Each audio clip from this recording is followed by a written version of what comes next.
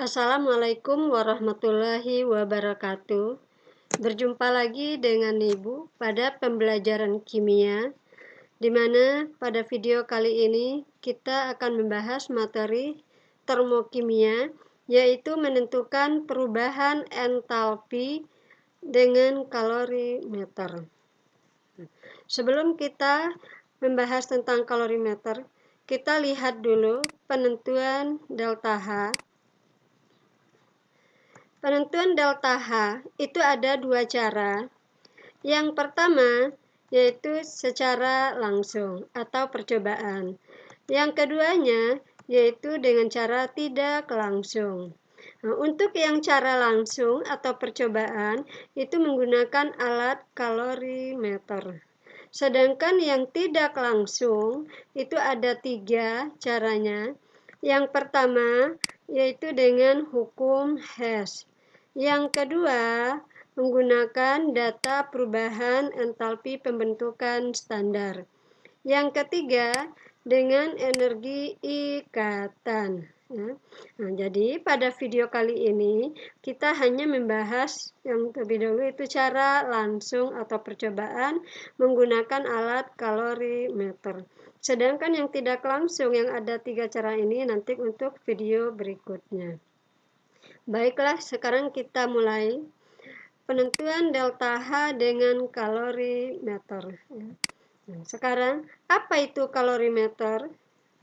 Kalorimeter adalah alat yang digunakan untuk menentukan perubahan kalor suatu reaksi. Nah, di sini kita lihat ya alat kalorimeter. Nah, ini dinamakan kalorimeter boom. Ya. Kalorimeter boom itu terdiri dari sebuah boom. Nah, boomnya yang mana? Yang kecil yang ada di dalam ini ya, yaitu tempat berlangsungnya reaksi pembakaran yang berisi gas oksigen pada tekanan tetap. Nah, kemudian ini diisi dengan air, di luar boom itu diisi dengan air yang dilengkapi dengan adanya batang pengaduk dan termometer yang akan mengukur suhu perubahan air nanti. Kemudian ini ada pada boom batang elektroda. Nanti ini akan dihubungkan dengan sumber listrik, di mana akan terjadi perubahan energi listrik menjadi energi kalor. Nah, di sini pada boom ini reaksi pembakaran yang terjadi akan menghasilkan kalor. Kalor yang dihasilkan akan diserap oleh air, ya, oleh air. Kemudian akan terjadilah perubahan suhu air ini ya. Di sini batang pengaduk ini gunanya untuk mengaduk supaya kalor yang diserap air itu tercampur secara merata. Maka akan dibaca berapa perubahan suhu air ini pada termometer. Maka untuk menentukan kalor reaksinya digunakan rumus. Nah, Q reaksi sama dengan min Q air atau larutan ditambah Q kalorimeter ya. Nah, jadi Q reaksi itu sama juga dengan min Q total. Jadi Q total itu adalah Q air atau Q larutan ditambah dengan Q kalorimeter. Nah, di mana Q air atau Q larutan itu rumusnya M kali C kali delta T. Ya. Dan Q kalorimeter yaitu C besar dikali delta T. Nah, apa itu arti Q, M, C, dan delta T? Nah, kita lihat di sini ya. Q itu adalah jumlah kalor yang diberi satuan joule atau kalori ya. Kemudian M itu massa larutan, satuannya gram. Sedangkan C kecil itu adalah kalor jenis larutan, satuannya joule per gram Celcius. Dan C besar itu adalah kapasitas kalor, ya, satuannya joule per Celcius. Sedangkan delta T itu adalah perubahan suhu, satuannya derajat Celcius. Sekarang untuk menentukan delta H-nya, tadi judulnya untuk menentukan delta H ya. Untuk menentukan delta H, maka rumusnya adalah delta H min Q total per mol. Nah, jadi min Q total per mol. Jadi yang Q total itu adalah penjumlahan dari Q air atau Q larutan ditambah dengan Q kalorimeter. Kemudian penentuan delta H juga dapat, ya selain kita menggunakan kalorimeter Bohm, kita juga dapat melakukan atau menentukan perubahan entalpi reaksi dengan menggunakan alat secara sederhana, yaitu yang disebut dengan kalorimeter sederhana, ya, yang terbuat dari wadah plastik atau styrofoam yang bersifat isolator. Jadi sama ini adalah di dalam styrofoamnya wadah kita masukin larutan yang akan kita hitung delta H-nya. Di sini juga ada batang pengaduk supaya larutan yang kita campurkan tercampur secara merata. Nah, terjadilah perubahan panas yang ada di dalam larutan ini yang bisa kita ukur menggunakan termometer. Nah, di sini juga sama untuk menghitung Ki reaksinya, yaitu Ki larutan ditambah dengan Ki kalorimeter. Jika Ki kalorimeter, ya ini untuk yang kalorimeter sederhana itu biasanya itu diabaikan, maka rumus Ki reaksinya hanya sama dengan Ki larutan, ya. Jadi Ki totalnya itu hanya Ki larutan. Nah, untuk kalorimeter sederhana ini, sebenarnya walaupun ini kurang akurat, tetapi cukup memadai untuk pengukuran yang tidak memerlukan ketelitian yang tinggi. Ya, jadi ini kalorimeter sederhana ini yang sering kita pakai untuk praktek di sekolah, ya. Nah, sekarang kita masuk contoh soal, ya. Bagaimana untuk aplikasi rumus-rumus yang Ibu berikan ini, ya. Sekarang perhatikan contoh soal. Di sini Ibu berikan rumus yang tadi ditulis, ya, supaya untuk memudahkan kita dalam menjawab soal. Soal yang pertama, dilarutkan 6 gram kristal NaOH ke dalam kalorimeter yang berisi 100 gram air. Terjadi perubahan kalorimeter berikut suhunya dari 24 derajat Celcius menjadi 35 derajat Celcius.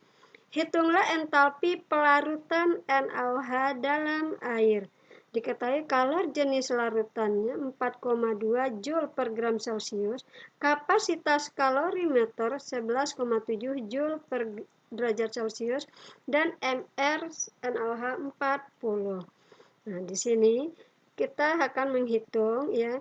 Berarti di sini ada diketahui kapasitas kalor, berarti nanti ada Ki kalorimeternya sama Ki larutannya, ya. Berisi air sebanyak 100 gram. Kemudian kita lihat dulu C-nya ada, C kecil 4,2 kalor jenis, ya, 4,2. Sedangkan perubahan suhunya kita hitung dulu, ya, delta T-nya yaitu selisih suhu akhir dikurangi suhu awal, 35 derajat Celcius dikurang 24 derajat Celcius, didapatlah 11 derajat Celcius. Maka bisa kita hitung Ki larutan, ya, M kali C kali delta T. Nah, kita masukkan nilai masanya tadi air 100 gram kali kalor jenis larutan 4,2 Joule per gram Celcius dikali delta T-nya 10 derajat Celcius. Nah, di sini satuannya, ya, ini kan per gram derajat Celcius, ya. Jadi gram per gram habis, Celcius per Celcius habis, ya, dicoret. Maka tinggallah satuannya Joule. Maka didapat hasilnya 4620 Joule. Nah, ini dapat Ki larutannya, ya. Sekarang kita hitung lagi Ki kalorimeter. Ki kalorimeter itu rumusnya C besar kapasitas kalor dikali dengan delta T. Nah, kita lihat di sini kapasitas kalornya adalah 11,7 Joule per Celcius dikali 11 derajat Celcius. Didapat hasilnya 128,7 Joule. Nah, di sini udah dapat Ki larutan, dapat Ki kalorimeter, maka bisa kita hitung Ki reaksi atau Ki totalnya, ya. Ki total itu adalah jumlah dari Ki larutan ditambah dengan Ki kalorimeter. Nah, kita masukin, ya, jumlahkan Ki larutan dengan Ki kalorimeter, maka didapat hasilnya min 4, ya, min 4748,7 Joule. Atau kita rubah menjadi kilojoule dibagi 1000 menjadi 4,7487 kilojoule, ya. Nah, sekarang untuk menghitung delta H, karena yang ditanya hitung entalpi pelarutan NaOH, maka kita harus hitung molnya dahulu, karena rumusnya adalah Ki total dibagi dengan mol. Nah, mol siapa? Yaitu mol dari NaOH, yaitu ada sebanyak 6 gram. ya. Nah, kita hitung, untuk menghitung mol itu adalah gram per mr, yaitu 6 dibagi 40, ya, masanya 6 gram dibagi 40, didapatlah mol NaOH itu 0,15 mol. Maka delta H bisa kita hitung, ya, dari Q total dibagi dengan molnya, min 4,7487 kJ dibagi 0,15 mol, diperoleh hasilnya min 31,658 kJ per mol.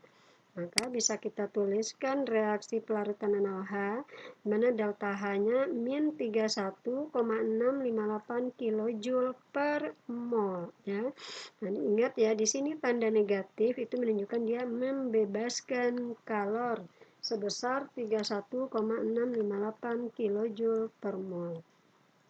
Nah, ini soal yang nomor 1 ya, mudah ya. Asalkan kalian lihat yang diketahui apa, apakah di sini kita menghitung Q larutan, dan juga ada di sini diketahui kapasitas kalorimeter, berarti kita menghitung Q kalorimeter. Kemudian cari Q total, kemudian hitung molnya, kemudian baru didapat delta H. Nah, sekarang kita lanjut ke soal yang nomor 2. Soal yang nomor 2, sebanyak 50 ml larutan HCl 1M dicampur dengan 50 ml larutan NaOH 1M dalam gelas plastik yang kedap panas, di mana rho air atau massa jenis air 1 gram per cm kubik. Ya. Temperatur larutan mula-mula 29 derajat Celcius dan pada saat bereaksi menjadi 35,5 derajat Celcius. Kalor jenis larutan dianggap sama dengan kalor jenis air, yaitu 4,2 Joule per gram derajat Celcius. Pertanyaannya, tentukan perubahan entalpi penetralan. Yang B, tuliskan persamaan termokimia reaksi. Nah, sekarang kita jawab dulu yang A ya. Kita lihat di sini yang diketahui adalah volume HCl dicampur dengan NaOH, kemudian ada suhu mula-mula dan suhu akhir, dan kalor jenis larutan. Di sini tidak ada kapasitas kalorimeter. Berarti di sini kita hanya mencari Q larutan. Untuk mencari Q larutan, ya, itu rumusnya M kali C kali delta T. Nah, di sini masanya belum ada. Yang ada itu adalah volume larutan HCl dengan volume larutan NaOH. Maka kita hitung dulu volume campuran atau volume larutan ya. 50 ml HCl ditambah 50 ml NaOH, didapatlah hasilnya 100 ml. Nah, itu sama juga dengan mililiter itu sama juga dengan 100 cm kubik ya. Nah, dari sini, karena diketahui ada massa jenis air, kita bisa menghitung massa larutan, yaitu di mana rumusnya massa jenis air dikali dengan volume larutan. Ya, jadi rho-nya tadi 1 gram per cm kubik dikali 1000 kubik, ya, maka kubik dengan kubik habis, ya, cm kubik coret, tinggallah 1 kali 100, artinya 100 gram. Nah, udah dapat masanya, maka baru kita bisa menghitung Q larutan. Nah, sebelumnya kita cari dulu perubahan suhunya ya. Suhu akhir dikurangi suhu awal, 35,5 dikurangi 29 derajat Celcius, didapat hasilnya 6,5 derajat Celcius. Baru kita cari Q larutan, yaitu M kali C kali delta T. M-nya udah dapat tadi 100 gram, C-nya di soal itu ada 4,2 Joule per gram Kelvin, dikali delta T yang kita dapat tadi 6,5, maka diperoleh hasilnya 2730 Joule. Atau kita rubah kilojoule dibagi 1000, 2,73 kilojoule. Nah, kemudian Q larutan udah dapat, sedangkan kita menentukan perubahan entalpi penetral itu delta H, maka kita perlu mol. Karena tadi rumus untuk menghitung delta H itu adalah min Q per mol. Jadi mol siapa? Ya, kita menghitung mol HCl dan mol NaOH. Dan kita tulis reaksinya. Di sini HCl diketahui konsentrasinya 1 molar dan volumenya 50 ml. Dan NaOH juga sama, konsentrasinya 1 molar dan volumenya 50 ml. Nah, kita tahu rumus menghitung molaritas ya itu adalah mol per liter. Maka untuk menghitung mol ya dari rumus molaritas ini bisa yaitu molar dikali volume ya, molar volumenya di dalam liter ya, molar kali liter. Nah, maka kita lihat di sini untuk menghitung mol di sini ada molaritasnya. Volumenya di sini 50 mili, maka kita rubah ke liter. 50 mili ya berapa liter itu dibagi 1000 didapatlah 0,05. Maka 1 dikali 0,05 didapatlah hasilnya 0,05 mol. Nah, begitu juga NaOH. 1 dikali 0,05 liter didapatlah hasilnya 0,05 mol. Nah, udah dapat ya molnya sama, udah dapat mol HCl dan NaOH, baru kita bisa menghitung delta H. Ya, delta H-nya min yang kita dapat kilarutannya tadi ya, min 2,73 kJ dibagi dengan 0,05 mol. Didapatlah min 54,6 kJ per mol. Nah, ini terjawab yang A ya. Sekarang untuk yang B, menuliskan persamaan termokimianya untuk reaksi HCl ditambah NaOH menghasilkan NaCl ditambah H2O. Maka kita tulislah delta H-nya yaitu min 54,6 kJ per mol. Dan dari dua contoh soal ini, mudah-mudahan bisa kalian mengerti dan paham ya cara perhitungan soal menentukan delta H dengan menggunakan alat kalorimeter.